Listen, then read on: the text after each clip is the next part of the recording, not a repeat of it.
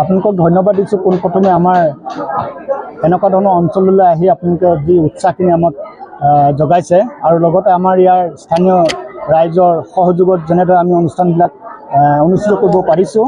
আচলতে আমাৰ ইয়াত ক'বলৈ গ'লে কিছু বছৰৰ আগত আমাৰ ইলেকশ্যনৰ যিখিনি চৰকাৰৰ ফালৰ পৰা কৰা হৈছিল সেই সময়ত আমাৰ ইয়াৰ বগৈতলবাসী ৰাইজ আচলতে বহুতখিনি ভাগি পৰিছিল আৰু তেখেতসকলক উৎসাহ উদ্দীপনা দিবলৈ কোনো ব্যক্তি নাছিল।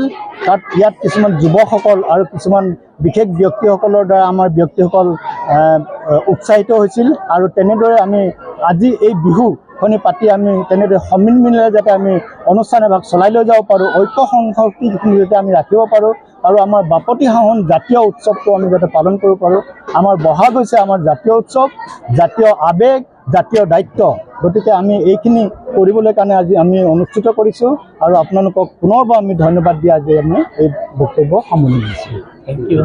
মই আজি আমাৰ ত্ৰয়োদশ বৰ্ষ বগৈতল বহাগী উৎসৱ সমিতিৰ তৰফৰ পৰা আপোনালোকক আমাৰ নিউজ প্ৰচাৰ কৰাৰ কাৰণে অশেষ ধন্যবাদ জনাইছোঁ আৰু বিহুৱতী অভিনন্দন জনাইছোঁ। আমি ইয়াত বগৈতলবাসীয়ে আৰু শুভাকাংক্ষীসকল একত্ৰিত হৈ বছৰ ধৰি বহাগী উৎসৱ পালন কৰি আহিছোঁ আৰু সেই অনুপাতে এয়া আমাৰ ত্ৰয়োদশ বৰ্ষ।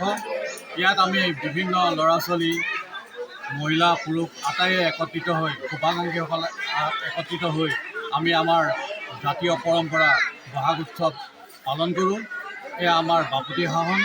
গতিকে এই বিহু উৎসৱভাগীৰ জৰিয়তে আমাৰ মাজত একতা, ভাতৃত্ববোধ, এনাজৰী অটুট ৰখাৰ কাৰণে আমি যৎপৰোনাস্তি চেষ্টা কৰিছোঁ আৰু তাৰ লগত সংগতি ৰাখি আমি বিভিন্ন কাৰ্যসূচী ইয়াতে ৰূপায়ণ কৰিবলৈ চেষ্টা কৰিছোঁ আৰু সেই কাৰ্যসূচীৰ পৰা আমাৰ শিশু, কণ ল'ৰা ছোৱালী, মহিলাসকল, পুৰুষসকল, যুৱকসকল যাতে উপকৃত হয় তাৰে আমি কামনা কৰিছোঁ।